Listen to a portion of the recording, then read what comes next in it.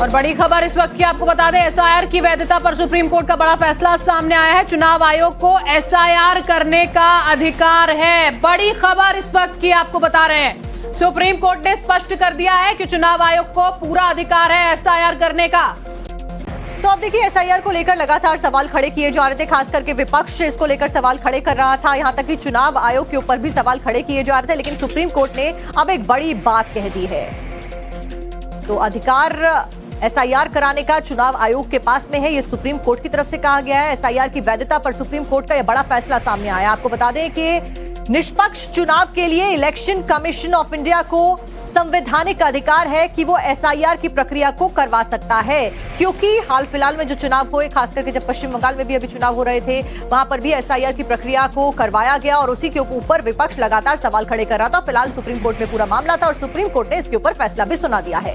तो special intensive revision जो जिस तरह से एसआर किया गया है, उसको लेकर ये बड़ी खबर जो है सुप्रीम कोर्ट से सामने आई है और ये कह दिया गया है सुप्रीम कोर्ट की ओर से, क्योंकि देखिए बार बार तमाम राजनीतिक पार्टी इस बात को लेकर सवाल उठा रही थी कि चुनावों से ठीक पहले इस तरह की प्रक्रिया को शुरू करना, सब कुछ करना सीधे तौर पर वोटर्स को हैम्पर करने के लिए किया जा रहा है। बाकी राजनीतिक पार्टियों को उस जगह कमजोर करने के लिए किया जा रहा है जहां पर एसआईआर हुआ। इसी वजह से अब जब ये पूरा का पूरा मामला चल रहा था, अब यहाँ पर फैसला बड़ा सुप्रीम कोर्ट की ओर से दिया गया है कि चुनाव आयोग एसआईआर करने का अधिकार रखता है। और इसी खबर के ऊपर हमारे साथ में हमारे सहयोगी गौरव ज्यादा जानकारी लेकर जुड़ गए। गौरव का रुख कर लेते हैं। गौरव, फिलहाल इस पूरे मामले के ऊपर ज्यादा अपडेट दीजिए, क्योंकि विपक्ष के लिए ये एक बड़ी हताशा जरूर हो सकती है, क्योंकि लगातार एसआईआर के ऊपर सवाल सबसे ज्यादा विपक्ष उठा रहा था।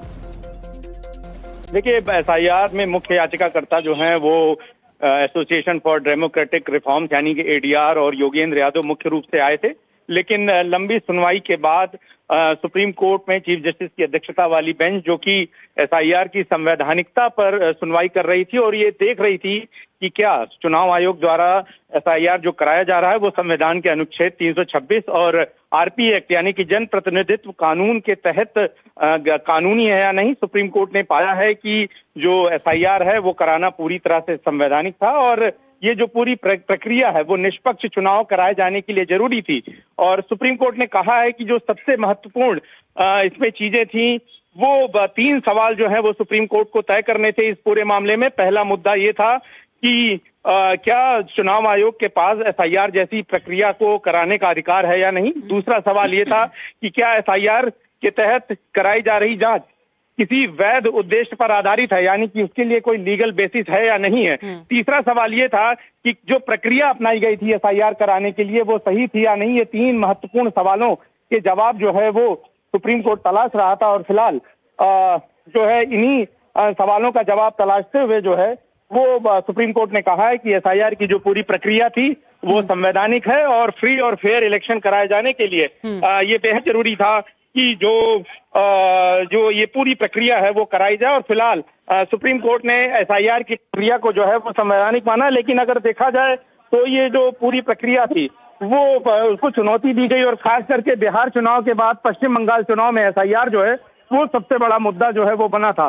और इस दौरान जो है जो सवाल थे वो सवाल बहुत महत्वपूर्ण थे। उन सारे सवालों को लेकर जिस तरीके से इस पूरे मामले पहली बार ट्रिब्यूनल हुआ, पहली बार चुनाव आयोग के इस पूरे काम में जो है वो कोर्ट की जो है वो भूमिका रही और सुप्रीम कोर्ट के दखल के बाद ट्रिब्यूनल बनाया गया, तो बहुत सारी चीजें थी। लेकिन अब पूरे देश में एसआईआर कराने का जो रास्ता है वो बिल्कुल साफ है। हालांकि चुनाव आयोग जो है पहले ही एसआईआर कराने की घोषणा जो है पूरे देश में बाकी हिस्सों में कर चुका है। कुछ एक राज्यों में एसआईआर जो है वो फिलहाल नहीं होगा मौसम के कारण। गौरव, माफ कीजिएगा, माफी के साथ रोक रही हूँ आपको, आप अपनी बात पूरी कीजिएगा। नेशनल एडिटर हमारे साथ हमारे सहयोगी अमित जो है वो भी जुड़ चुके हैं, उनका भी हम यहाँ पर रुख करेंगे।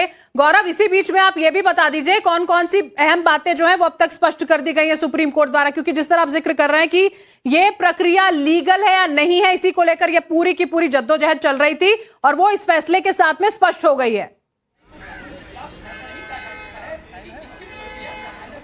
बिल्कुल, देखिए सुप्रीम कोर्ट ने कहा है कि सबसे महत्वपूर्ण चीज जो होती है प्रोपोर्शनलिटी, यानी कि क्या आनुपातिक या तार्किक तरीके से एसआईआर किया गया। सुप्रीम कोर्ट ने कहा कि उस मुद्दे पर जो है ये एसआईआर की प्रक्रिया पूरी तरह से खरी उतरती है। सुप्रीम कोर्ट ने ये भी कहा गया कि इस पूरी प्रक्रिया में जो पूरे संवैधानिक तरीके अपनाए जाने थे, जिसमें नागरिकों का किसी तरीके का अधिकार न छिने, वोटिंग का अधिकार न छिने, जो संविधान में तरीके दिए गए कानून में, उनका पालन किया गया था। और सुप्रीम कोर्ट ने यह भी कहा गया कि इस मामले में जो प्रोसेस या प्रक्रिया अपनाई गई वो पूरी तरह से लेजिटिमेट थी, यानी कि कानूनी थी। और इसमें यह ध्यान रखा गया कि इलेक्टोरल रोल, यानी कि जो मतदाता सूची है वो पूरी तरीके से बनी रहे। सुप्रीम कोर्ट ने यह भी कहा है कि जो पूरा प्रोसेस था वो कानूनी तरीके से सही माना जाएगा।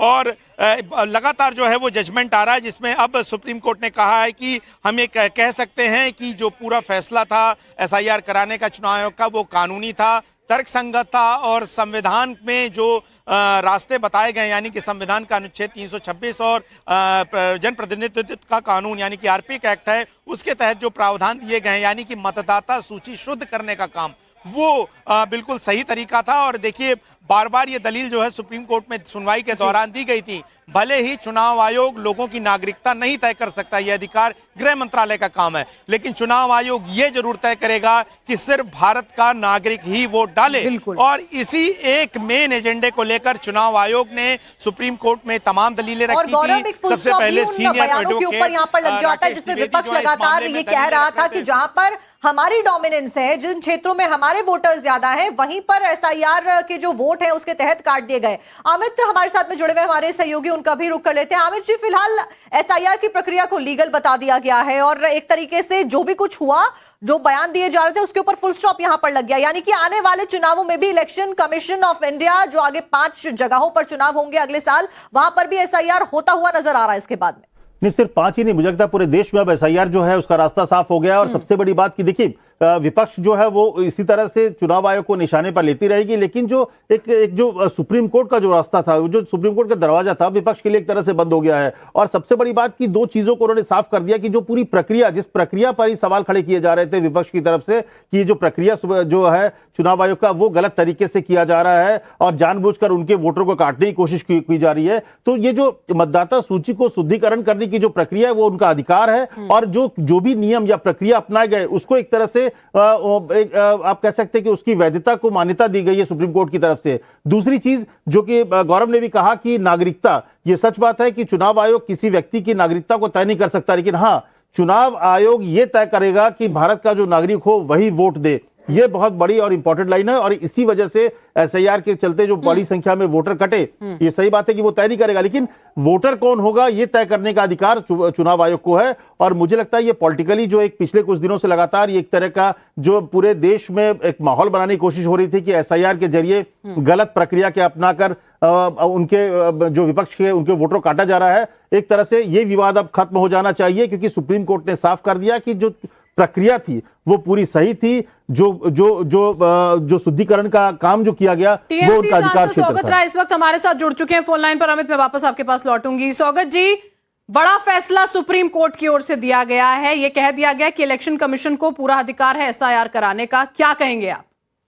ठीक है, सुप्रीम कोर्ट जो कहते हैं वही तो देश का कानून है जी, हम इसको मानेंगे। लेकिन फिर भी एसआईआर उसको अधिकार भी था, लेकिन एसआईआर ठीक से नहीं कराया गया। पश्चिम, दूसरा प्रांत में नहीं हुआ, लेकिन पश्चिम बंगाल में हजारों लाखों लोगों का नाम डिलीट किया गया। ये मेरे ख्याल में सही नहीं था। ये प्रोटेस्ट हमारा चलता रहेगा। लेकिन सौगत जी, ठीक से नहीं कराया गया को अगर ब्रॉडिफाई करके आप बता पाए तो बेहतर होगा, क्योंकि सुप्रीम कोर्ट ने कहा है कि जिस तरीके से जो प्रक्रिया को अंजाम दिया गया वो बिल्कुल ठीक से दिया गया। और सुप्रीम कोर्ट ने यह भी कहा है कि इलेक्शन कमीशन ऑफ इंडिया के पास में पूरा संवैधानिक राइट है इसका। संवैधानिक राइट है कि नहीं, इसमें इसके बारे में मेरा शक है। संविधान का जो 326 धारा है उसमें इलेक्शन कमीशन का पावर बताया गया। संविधान में कोई एसआईआर के बारे में मेंशन नहीं है, लेकिन राइट है तो ठीक है, लेकिन राइट लेके वो ठीक से इस्तेमाल नहीं किया। ये so- हमारा कहना था, हम जी। कहते रहेंगे। ठीक नहीं, है स्वागत स्वागत- जी, लेकिन सुप्रीम कोर्ट की ओर से देखिए बीच के रास्ते भी निकाले गए थे। 65 लाख नाम बाकायदा यहाँ पर पब्लिक करवाए गए थे, जो बाहर हुए नाम थे, लीगल एड का आदेश बाकायदा दिया गया था। ये कहा था सुप्रीम कोर्ट ने पहले कि अगर कोई खामी पाई जाएगी तो एसआईआर रद्द कर देंगे, ये कहा गया था। वो सुप्रीम कोर्ट बोलते हैं, लेकिन तब भी 27 लाख लोगों का नाम डिलीट किया गया है। स्वागत आपको सुप्रीम कोर्ट का स्पोक्समैन नहीं होना चाहिए। आप तो नहीं स्वागत राय जी, स्वागत राय जी, कोई देखिए, मैं अमित बोल रहा हूं, ये कोई सुप्रीम कोर्ट की प्रवक्ता के तौर पे नहीं बात की, लेकिन सुप्रीम कोर्ट ने जो फैसले दिए हैं, अब आप जो कह रहे हैं कि हम उसका विरोध करते रहेंगे, इसका मतलब है कि सुप्रीम कोर्ट की बाकी फैसलों को आप जब आपके पक्ष में होता तो आप सही मानते हैं। अभी आप वो कह रहे हैं कि सुप्रीम कोर्ट के फैसले को लेकर आप सवाल प्रवक्ता बता रहे हैं, ये कोर्ट का नहीं, सुप्रीम कोर्ट का प्रवक्ता है, सुप्रीम नहीं, लेकिन स्वागत जी नहीं, ये एक लोकतांत्रिक देश है, किसी सुप्रीम कोर्ट का फैसला से हम लोग सहमत नहीं होते तो प्रोटेस्ट करने का अधिकार हमें है, लेकिन मैं इस्तेमाल कर रहा हूँ। नहीं ठीक है स्वागत जी, आप सही कह रहे हैं कि आपका अधिकार है, लेकिन आप इस बात को तो मानेंगे कि सुप्रीम कोर्ट ने जो एक फैसला दिया, जिस चीज को लेकर एक पॉलिटिकली मुद्दा बनाने की कोशिश हो रही थी एसआईआर को, अब वो आप भले ही मुद्दा बनाए, लेकिन आम लोगों में वो मुद्दा नहीं है, तभी आपको इस साथ समर्थन नहीं मिला शायद बंगाल में। आपको नहीं मिला तो क्या हुआ? लोकतांत्रिक देश में कोई पार्टी जीतता है, कोई पार्टी हारता है। यानी कि स्वागत राय जी, फिलहाल आप सहमत तो नजर पूरी तरीके से नहीं नजर आ रहे हैं। जाहिर तौर पर इसका मतलब ये कि आप आगे प्रदर्शन करते हुए भी नजर आने वाले हैं और सुप्रीम कोर्ट का रुख एक बार फिर से करते हुए शायद नजर आने वाले हैं, जो कि आपकी बातों से नजर आ रहा है। और चलिए इसी के साथ में आप सभी का जानकारी देने के लिए बहुत बहुत शुक्रिया। खबरों का सिलसिला लगातार जारी है।